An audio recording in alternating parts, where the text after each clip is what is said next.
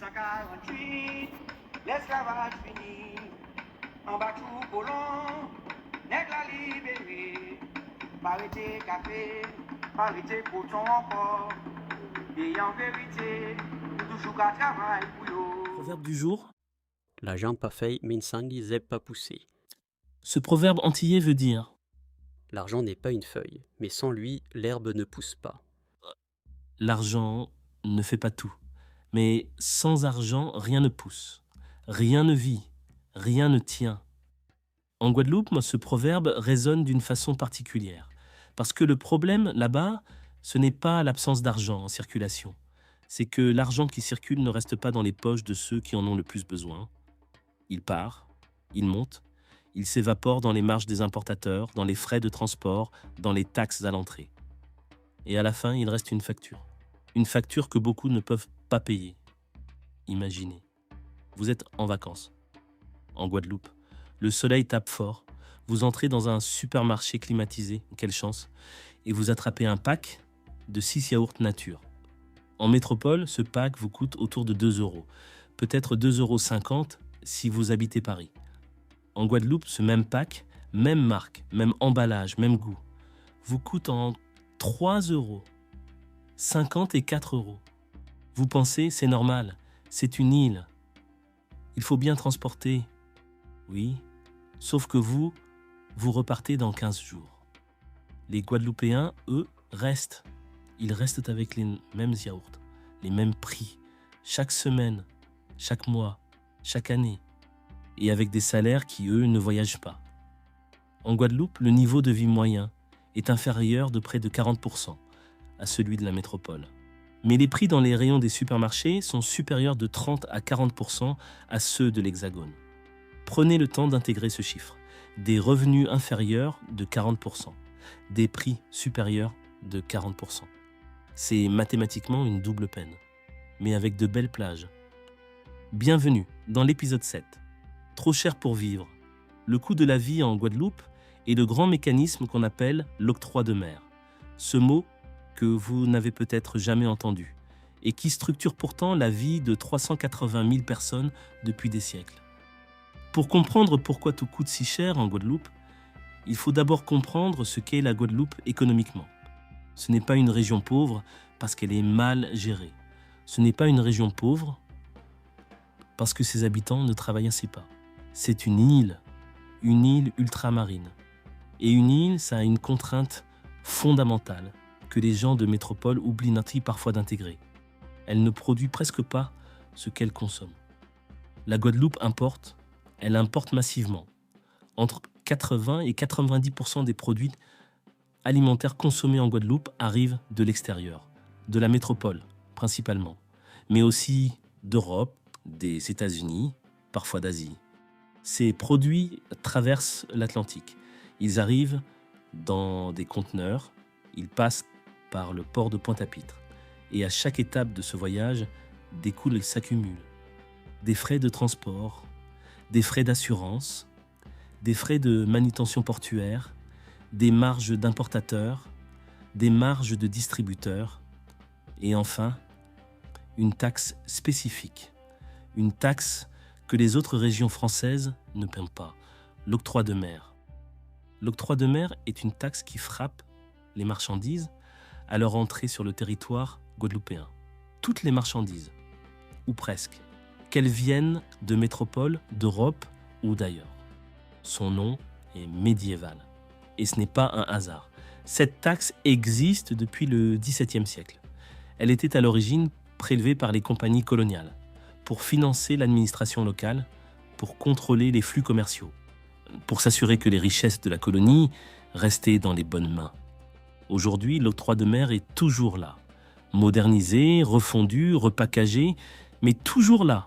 Et il finance désormais les collectivités locales, guadeloupéennes, les communes, la région. C'est là que tout se complique.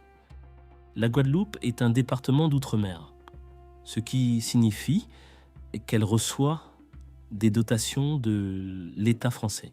Mais ces dotations ne suffisent pas. Les collectivités locales ont besoin de ressources propres. Et l'octroi de mer, c'est leur principale source de revenus autonomes. Il représente entre 40 et 50% des recettes fiscales des communes guadeloupéennes. Autrement dit, supprimez l'octroi de mer et vous supprimez la capacité des communes à financer leurs écoles, leurs routes, leurs services sociaux. Maintenez l'octroi de mer et vous maintenez des prix qui étranglent les ménages les plus modestes. C'est un piège hérité de la colonisation, et personne ne semble vraiment vouloir en sortir. Ajoutez à cela la géographie. La Guadeloupe n'est pas un marché de 66 millions de consommateurs. C'est un marché de 380 000 personnes. Les économies d'échelle n'existent pas. Un importateur qui fait venir 100 conteneurs de yaourt pour la métropole paie un coût logistique par unité bien inférieur à celui qui en fait venir 10 pour la Guadeloupe. Ce surcoût, il le répercute, et c'est le consommateur qui paie. Résultat, la Guadeloupe est une île coincée entre des contraintes géographiques réelles, un mécanisme fiscal hérité du temps des colonies, et un système d'importation qui concentre la valeur ajoutée dans les mains d'un très petit nombre d'opérateurs. On y reviendra. Parce que cette concentration, elle a un visage. Et ce visage, on le connaît. En 2009, la Guadeloupe s'est embrasée. 44 jours de grève générale. Des barrages sur les routes, des milliers de personnes dans la rue. Un mouvement qui a stupéfié la métropole. Un mouvement qu'on appelle le LKP, Lianage contre Puofitation. En créole, la coalition contre la profitation. La profitation. Ce mot créole n'a pas d'équivalent parfait en français. Il désigne quelque chose entre l'exploitation, l'abus de position dominante et le racket organisé. Pas illégal nécessairement, mais profondément injuste, structurellement injuste. La revendication centrale du LKP en 2009, c'était simple. 200 € de plus par mois pour les bas salaires. Et une baisse du coût de la vie. 200 €. Pas un yacht. Pas une résidence secondaire. 200 € pour pouvoir manger correctement chaque mois. Le mouvement a abouti à des accords. Les fameux accords Jacob-Bino, du nom de leur négociateur syndical Elido Mota, et d'une victime, Jacques Bino, tué par balle dans la nuit du 17 au 18 février 2009 lors d'une manifestation. Un mort pour 200 €. Et depuis, les prix ont continué à monter. Lentement, inexorablement. L'inflation mondiale de 2021-2023 a frappé la Guadeloupe comme partout ailleurs, mais avec un effet multiplicateur, parce que quand tout est importé, l'inflation des matières premières, des carburants, du fret maritime, tout ça se cumule. En 2023, l'INSEE a mesuré que le niveau général des prix en Guadeloupe était supérieur de 37% à celui de la France métropolitaine. 37%, surtout. Les denrées alimentaires, l'énergie, les produits d'hygiène, les médicaments, les produits ménagers. 37% plus cher, pour 40% de revenus en moins. C'est des mardis. Regardons ce que ça signifie concrètement. Une famille guadeloupéenne avec 2 enfants, un seul revenu au SMIC, environ 1 400 € net par mois en 2024. Ce SMIC est le même qu'en métropole, en valeur nominale, mais il n'achète pas la même chose. Le loyer moyen pour un logement décent à Pointe-à-Pitre ou Basse-Terre, entre 700 et 900 € par mois. Le panier alimentaire hebdomadaire pour 4 personnes, entre 180 et 220 €. L'électricité, facturée à un tarif supérieur à la métropole pour une consommation qui inclut la climatisation. Pas un luxe tropical, mais une nécessité sanitaire pour les personnes âgées et les nourrissons. L'eau potable, elle arrive parfois, parfois pas. On en a parlé dans l'épisode 2, le carburant, sensiblement plus cher qu'en métropole. Et les transports en commun sont insuffisants. Donc la voiture n'est pas un confort, c'est une obligation. Faites le calcul. Loyer, alimentation, énergie, transport. Il ne reste rien. Littéralement rien. Ou des dettes. Maintenant parlons de l'octroi de mer de façon plus précise. L'octroi de mer frappe les marchandises importées avec des taux variables selon les produits. En moyenne autour de 8 à 10% sur la valeur des marchandises. Parfois plus, selon la nature du produit. Mais, et c'est là que ça devient intéressant, l'octroi de mer ne frappe pas de la même façon la production locale et les importations. Les produits fabriqués localement peuvent bénéficier d'un taux réduit, voire nul. En théorie, c'est une protection de la production locale. En pratique, quand la production locale est quasi inexistante sur la plupart des produits de grande consommation. L'octroi de mer devient simplement une taxe sur tout ce que les gens achètent. Et cette taxe, qui la paie, pas les importateurs en définitive. Ils la répercutent sur les prix, pas les distributeurs. Ils la répercutent sur les prix. C'est le consommateur final qui la paie. Toujours, le consommateur le plus modeste, celui qui n'a pas le choix de sa grande surface, celui qui ne commande pas sur Internet, celui qui vit de ses courses hebdomadaires au marché ou au supermarché du coin. L'octroi de mer est progressif à l'envers. Il frappe davantage en proportion ceux qui ont le moins. C'est une taxe sur la pauvreté déguisée en taxe, sur les marchandises. Et à côté de ça, mais il y a quelque chose d'encore plus dérangeant. L'organisation même du marché de la grande distribution en Guadeloupe. Quelques groupes familiaux contrôlent l'essentiel des grandes surfaces, des réseaux de distribution et parfois même des activités d'importation. Ce sont les mêmes familles depuis des décennies. Certaines depuis bien avant la départementalisation. Elles ont construit leur empire sur des décennies d'accès privilégié à la distribution et à l'importation. Et dans un marché de 380 000 personnes, sans véritable concurrence extérieure puissante, ces oligopoles tiennent les prix. L'autorité de la concurrence française s'est penchée sur la question. Dans un avis de 2019, elle a pointé les structures oligopolistiques du commerce en Outre-mer. Elle a recommandé d'agir. On a pris note. On a fait des rapports. On a publié des communiqués. Les prix n'ont pas baissé. On a fait d'autres rapports. Marie-Hélène a 54 ans.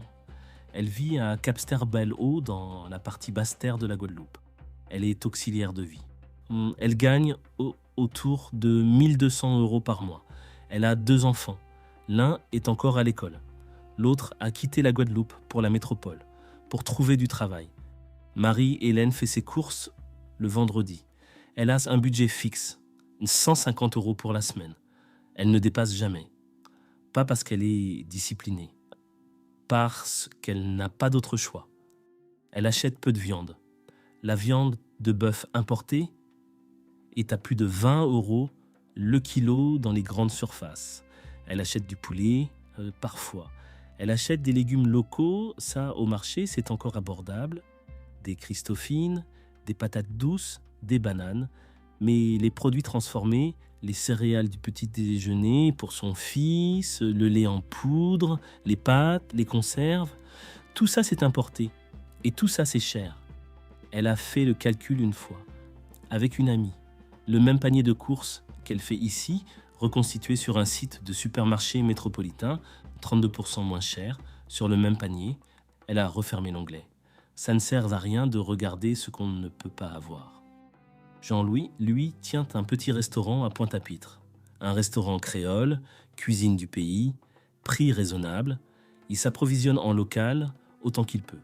Mais les cuisines ont besoin d'huile, de farine, de sucre, de condiments. Tout ça vient de l'extérieur. Entre 2021 et 2023, ses coûts d'approvisionnement ont augmenté de près de 25%. Il a répercuté une partie, pas tout, parce que ses clients, eux, n'ont pas plus d'argent. Alors il a absorbé, il a réduit ses marges, il a réduit ses horaires. Et il se demande combien de temps encore il pourra tenir. Il y a dans cette situation quelque chose d'un piège circulaire. Les consommateurs n'ont pas assez d'argent pour soutenir les commerces locaux. Les commerces locaux ne peuvent pas baisser leurs prix parce que leurs coûts sont trop élevés. Les coûts sont trop élevés parce que tout est importé. Tout est importé parce qu'il n'y a pas de production locale suffisante. Il n'y a pas de production locale parce qu'il n'y a pas d'investissement. Il n'y a pas d'investissement parce que le marché est trop restreint et les marges trop incertaines. Et le marché est restreint parce que les consommateurs n'ont pas assez d'argent. La boucle est bouclée. Elle tourne depuis des décennies. Elle s'appelle sous-développement structurel. Dans les quartiers populaires de Pointe-à-Pitre ou des Abaïmes, les associations caritatives voient défiler des gens qui n'ont pas mangé correctement depuis plusieurs jours. Pas des sans-abri uniquement, des travailleurs, des retraités, des familles monoparentales, des gens qui ont un toit, parfois un emploi, et qui n'arrivent plus à remplir leur frigo. La Banque alimentaire de Guadeloupe distribue chaque année des tonnes de denrées à des milliers de bénéficiaires. Et chaque année, le nombre de demandeurs augmente. En 2023, selon les données régionales, plus de 20% de la population guadeloupéenne vivait sous le seuil de pauvreté. À 20%, un Guadeloupéen sur 5, dans un département français en 2024. Mais le rhum export se porte très bien, lui. Les ventes sont en hausse, l'image de marque est au beau fixe. Les touristes adorent. La question du coût de la vie en Outre-mer n'est pas nouvelle. Elle est documentée, mesurée, analysée depuis des décennies. Les rapports sénatoriaux s'empilent. Les missions parlementaires se succèdent. Les ministres délégués aux Outre-mer se multiplient. Avec des noms différents, des sourires différents, des promesses identiques. Regardons ce qui a été fait réellement. L'octroi de mer d'abord. Cette taxe est encadrée par le droit européen. L'Union européenne autorise son maintien en raison des contraintes spécifiques des régions ultra-périphériques, les fameux RUP. Mais cette autorisation doit être renouvelée régulièrement et elle fait l'objet de discussions. En 2022, une réforme de l'octroi de mer a été entamée. L'objectif affiché, moderniser le dispositif, le rendre plus transparent, réduire son impact sur les prix à la consommation. Le résultat, une réforme partielle, contestée, qui n'a pas fondamentalement modifié la structure du système. Parce que le problème n'est pas technique, le problème est politique. Si vous supprimez l'octroi de mer sans le remplacer par une dotation équivalente de l'État aux collectivités locales, vous provoquez l'effondrement des budgets municipaux. Si vous le remplacez par une dotation d'État, vous augmentez la dépendance financière de la Guadeloupe à Paris. Et si vous ne faites rien, vous maintenez un système injuste mais stable. L'État a choisi la troisième option, plusieurs fois. Il y a eu le bouclier qualité-prix. Vous n'en avez probablement jamais entendu parler. C'est un dispositif mis en place dans les DROM depuis 2013. Il consiste à négocier chaque année entre l'État, les distributeurs et les fournisseurs une liste de produits de première nécessité à des prix plafonnés. Une liste d'environ 100 toujours articles. 100 articles sur des milliers que contient un supermarché. Le principe est louable. L'effet en pratique, marginal. Les produits du bouclier qualité-prix sont souvent mal mis en valeur dans les rayons, parfois en rupture de stock, souvent de qualité inférieure. Et les distributeurs compensent allègrement les marges perdues sur ces produits plafonnés par des marges plus élevées sur tout le reste. L'État communique dessus chaque année avec des visuels et des conférences de presse. Marie-Hélène, elle, ne regarde plus les conférences de presse. Elle regarde les étiquettes. Il y a eu aussi des tentatives de développer la production locale, des programmes d'aide à l'agriculture, des fonds européens pour développer des filières locales, élevage, maraîchage, transformation alimentaire. Des résultats modestes, la Guadeloupe produit localement certains fruits, certains légumes, du sucre de canne en quantité déclinante, du rhum en quantité stable. Mais la grande diversification alimentaire qui permettrait de réduire la dépendance aux importations n'a pas eu lieu. Pas à l'échelle nécessaire. Pourquoi ? Parce que développer une production agricole locale concurrente des importations, ça dérange. Ça dérange les importateurs qui tirent leurs revenus du statu quo. Ça dérange les distributeurs dont le modèle économique repose sur la centralisation des flux. Et ces acteurs ont des relais, des relations, de l'influence.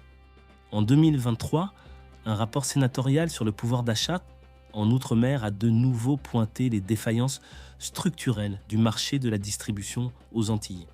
Il a recommandé de renforcer les outils de concurrence, de moderniser l'octroi de mer, de soutenir la production locale. C'était le énième rapport du genre. On attend la suite. Il y a un chiffre qui résume tout.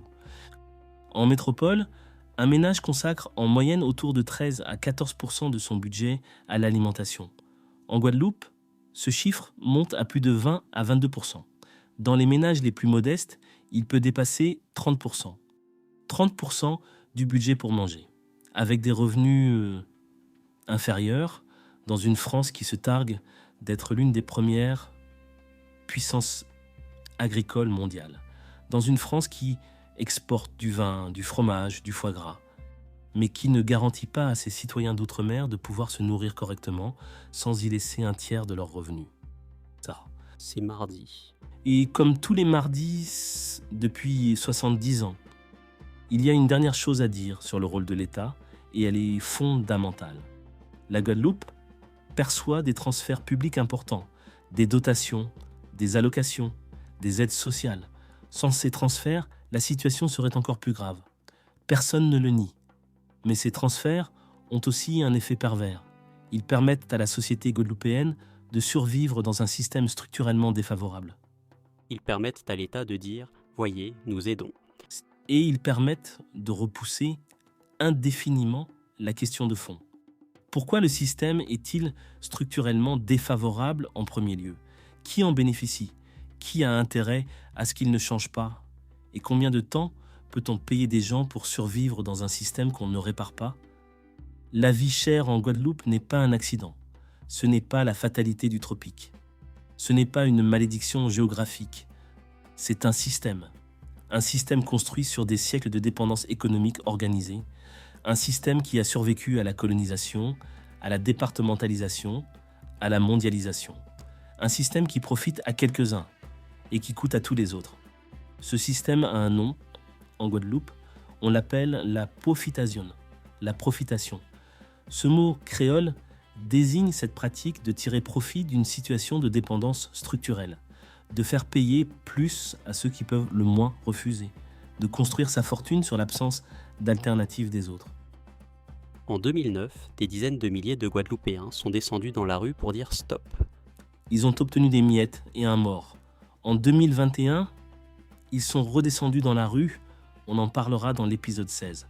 Ils ont obtenu des promesses et des CRS. Aujourd'hui, Marie-Hélène fait encore ses 150 € de courses le vendredi. Jean-Louis ouvre encore son restaurant en se demandant si c'est son dernier mois. Et un Guadeloupéen sur 5 vit sous le seuil de pauvreté dans un département de la République française au XXIe siècle. Je vous laisse avec une question. Si demain, dans le 16e arrondissement de Paris, un Parisien sur 5 n'avait plus les moyens de se nourrir correctement, combien de temps faudrait-il avant que l'État agisse vraiment? Et pourquoi la réponse est-elle différente quand la question se pose à 6700 km de là, de l'autre côté de l'Atlantique, là où le soleil brille et où les plages sont turquoises? En créole guadeloupéenne, on dit « debout ». Ça veut dire « debout », rester debout, tenir, ne pas se laisser plier. La Guadeloupe, malgré tout, nous reste debout, malgré les prix, malgré les rapports qui ne servent à rien, malgré la profitation, malgré le silence de la République. Debout, toujours. La Guadeloupe comme vous ne l'avez jamais vue, pour de vrai. Yo ba nou le clergé, pour nous pas réfléchir. Yo ba nou la télé, pour nous pas rassembler. Yo créé chômage, pour nous rester à la merci. Pas sans vérité, yo les nous dépendent yo. Yo tiré chemin.